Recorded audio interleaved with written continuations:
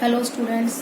तो बेटा हमने आपको हॉरिजॉन्टल प्रोजेक्शन में इक्वेशन ऑफ प्रोजेक्टाइल बताई थी, किस तरीके से इक्वेशन निकलेगी। हमने जो है एक्स एक्सिस के लिए इक्वेशन लगाई थी एंड वाई एक्सिस के लिए इक्वेशन लगाई थी लास्ट वीडियो में।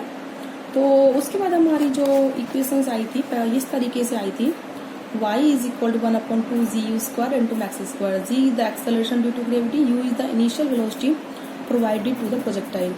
X is the distance covered in horizontal direction. Y is the distance covered in vertical direction. Gravity constant होती है, इनिशियल वेलोसिटी जो हमने दे दी दैट इज द कांस्टेंट, ये पूरा कांस्टेंट है। y is equal to k x square, तो यानी कि y is directly proportional to x square, यानी कि y एक्सिस का डिस्प्लेसमेंट x एक्सिस के क्या होगा, स्क्वायर के प्रोपोर्शनल। तो ये इक्वेशन होती है बेटा इक्वेशन ऑफ पैराबोला, ठीक है। तो इसके बाद हमने बोला था यहाँ तक, तो आप इसके बाद लिख दोगे द पाथ ऑफ, ठीक है, the path of projectile projected,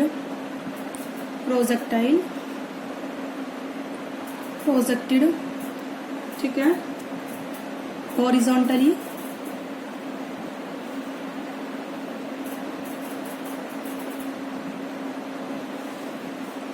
from a certain height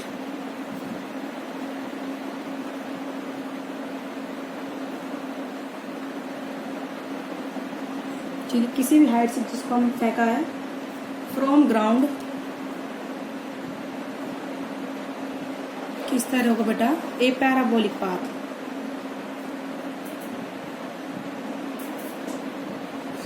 तो वो पाथ होगा पैराबोलिक, ठीक है। तो इस तरीके से हमने कहा था। अब हम इसमें निकालेंगे number 2 point, time of flight.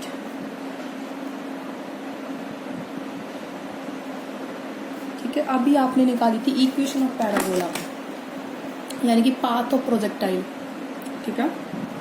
Second आपका है time of flight.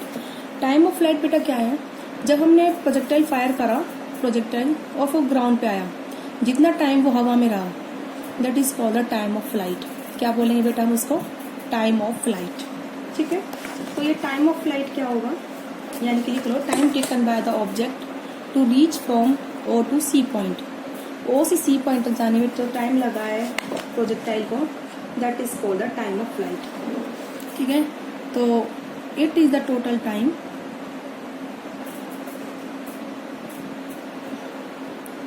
For which, ठीक है, प्रोजेक्टाइल इज इन फ्लाइट,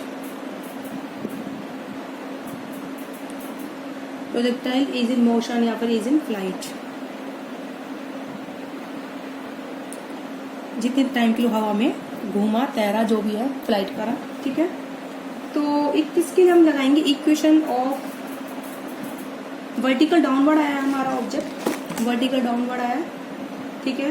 कितना टाइम मान रहे हम, कैपिटल टी टाइम मान रहे पूरा आने में। एक्सेलरेशन कितना होगा जी, ठीक है। तो हम इक्वेशन लगाएंगे, इनिशियल डिस्प्लेसमेंट 0 है, फाइनल डिस्प्लेसमेंट कितना कवर करेगा वो वर्टिकल में, जितनी ऊंचाई पर वो ग्राउंड से था, वो हाइट हमने क्या मान ली बेटा, h, क्या मान ली हमने, h, ठीक है।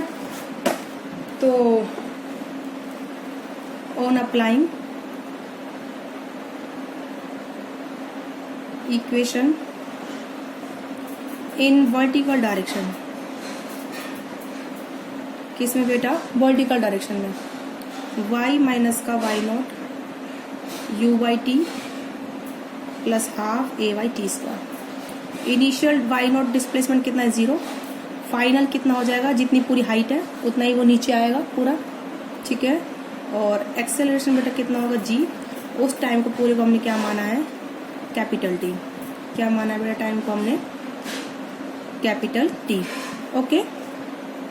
और वर्टिकल इनिशियल वेलोसिटी कितनी हमारी, u by 0, u x is the initial velocity along horizontal along x axis and u y is the velocity initial in the vertical direction, ठीक है, initial velocity in the vertical direction.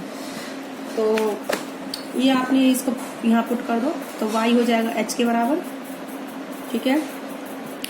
ये आपका 0 half जी time मान लो capital T square, ठीक है। तो ये 2 इधर 2h अपॉन में जी, तो टी स्क्वायर हो जाएगा बेटा आपका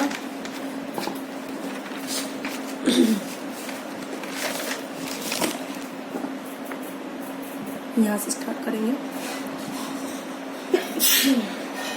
sorry, t square is equal to 2h upon में g. h is the height, तो और time t is equal to √2h upon में g। That is your time of flight. अब आता है नंबर 3 टॉपिक। इसमें 3rd पार्ट आता है आपका हॉरिजॉन्टल रेंज। क्या आता है बेटा? Horizontal range. देखो हॉरिजॉन्टल रेंज क्या होते है बेटा? जो हमारे प्रोजेक्टाइल था इनिशियली ओरिजिन पे था, ये यहाँ पर आया तो हॉरिजॉन्टल इतनी ये डिस्टेंस कवर करा, इसको हम क्या बोलते हैं? Horizontal range. इसको मैंने क्या मान लिया? आर। क्या मान लिया बेटा? आर। यहाँ से तक आया तो ये डिस्टेंस कवर करा हॉरिजॉन्टल, इसको हम क्या मान लिया? आर। तो हम इसमें लगाएंगे equation of motion along x axis, या फिर ठीक है पहले आप लिख लीजिए it is the horizontal distance travelled by projectile. It is the horizontal distance travelled by projectile. ठीक है, तो ये क्या होता है? हॉरिजॉन्टल डिस्टेंस जो कवर करा है प्रोजेक्टाइल में, that is called horizontal range. तो equation of motion along x axis, तो x माइनस का x nought is equal to ux t plus half ax t square. ठीक है, तो इनिशियल डिस्टेंस x नॉट 0 है, फाइनल आपने ये था, आपने r माना था उसको इतना, ये final distance, initial distance, initial velocity on the x axis, ये टाइम, पूरा time t, acceleration in the x axis time. ठीक है, तो पूरा टाइम कितना लगेगा? जितने टाइम में हमारा पार्टिकल नीचे आया है उतने टाइम में वो हॉरिजॉन्टल में जाएगा। इस तरीके से करा है, हॉरिजॉन्टल डिस्टेंस भी कवर करा है, वर्टिकल भी। तो वो टाइम कितना था? Capital T. कितना था बेटा? कैपिटल टी माना था हमने। और एक्स एक्सिस में वेलोसिटी क्या होगी? कांस्टेंट, बिकॉज एक्स एक्सिस में ग्रेविटेशनल का फोर्स जो होगा उसको डाउनवर्ड खींचेगा, हॉरिजॉन्टल डायरेक्शन में ग्रेविटेशनल का फोर्स नहीं होता। तो हॉरिजॉन्टल में जो हमने इनिशियल वेलोसिटी दे दी दैट इज कांस्टेंट। तो हॉरिजॉन्टल वेलोसिटी कांस्टेंट, तो एक्सेलरेशन कितना होगा? 0। ठीक है, तो ये आपका हो जाएगा r minus 0 is equal to r. ये टर्म आपकी ux इनिशियल वेलोसिटी थी आपकी u, टाइम आपका होगी कैपिटल टी, एक्सेलरेशन 0। ठीक है, सिंस आप t की वैल्यू पुट कर दीजिए, टाइम कितना है? √2h अपॉन में g। ठीक है, तो रेंज आपकी हो जाएगी, range r is equal to u, time हो जाएगा √2h अपॉन में g। That is your horizontal range. ठीक है बेटा, तो आई होप आप लोगों को समझ में आया किस तरीके से हमने करा है। तो सबसे पहले जो हमने इस टॉपिक में क्या करा था बेटा, एक बार मैं आपको रिव्यू करा देती हूँ। प्रोजेक्टाइल को हमने इनिशियल वेलोसिटी u से फायर करा, हॉरिजॉन्टल वेलोसिटी हमने u दी, वर्टिकल हमने कोई प्रोवाइड नहीं करी, वो खुद ही नीचे गया ग्रेविटेशनल फोर्स से। तो वर्टिकल वेलोसिटी 0, कितनी हाइट पर है? वो h हाइट पर है, मैंने कैपिटल h लिया उधर, तो यहाँ भी कैपिटल h ले लीजिए। ठीक है, ये हाइट आपकी h हो गई। रेंज पूरी r कवर करी है, किसी भी टाइम t पर हमने वो p पॉइंट पर है कितना डिस्टेंस कवर करा, हॉरिजॉन्टल x और वर्टिकल y। तो हमने पाथ ऑफ प्रोजेक्टाइल निकालने के लिए सबसे पहले हमने इक्वेशन ऑफ मोशन लगाई अलोंग एक्स एक्सिस। तो इक्वेशन ऑफ मोशन थी x minus x naught is equal to ux t plus half a t square. Initial velocity ux कितनी है? 0 है, नहीं सॉरी u है, और एक्सेलरेशन क्या होगा? कांस्टेंट, और x नॉट कितना? इनिशियल डिस्प्लेसमेंट 0 है, क्योंकि ओरिजिन हमारा यही है। तो इक्वेशन हो गई थी हमारी x is equal to ut। Time निकल गया था, फिर हमने इक्वेशन ऑफ मोशन वर्टिकल पे लगाई, y माइनस का y naught is equal to u y t plus half a y t square. Vertical में इनिशियल वेलोसिटी 0 है, एक्सेलरेशन हमारा वर्टिकल में g होगा, ग्रेविटी के बराबर हमने पुट करा। तो y और वर्टिकल वेलोसिटी इनिशियल कितनी? 0 है, वर्टिकल डिस्टेंस y नॉट कितना है? 0, तो y हो जाएगा हाफ जी टी स्क्वायर। यहाँ से टाइम की वैल्यू हमने यहाँ पुट कर दी, हमारी इक्वेशन ऑफ पैराबोला की आ गई थी। तो यानी कि प्रोजेक्टाइल कैसा बनाएगा? पैराबोलिक पाथ बनाया। कैसा बना रहा है वो? पैराबोलिक पाथ, इस तरीके से। उसके बाद हमने टाइम ऑफ फ्लाइट निकाला, मतलब जितनी देर वो हवा में रहा प्रोजेक्टाइल, उसके लिए हमने क्या करा? इक्वेशन ऑफ मोशन लगाई अलोंग द वर्टिकल डायरेक्शन। ठीक है, तो y माइनस का y naught is equal to u y t plus half a y t square. Initial distance 0, initial velocity vertical में 0 है, एक्सेलरेशन g के बराबर होगा, तो ये पुट करा। पूरी हाइट कितनी है वाई, जब वो नीचे आएगा एच माना, h is equal to half g t square. तो इससे आपका क्या आ गया बेटा, टाइम ऑफ फ्लाइट। ठीक है, t is equal to under root, ये आपका time of flight under root 2h upon में जी।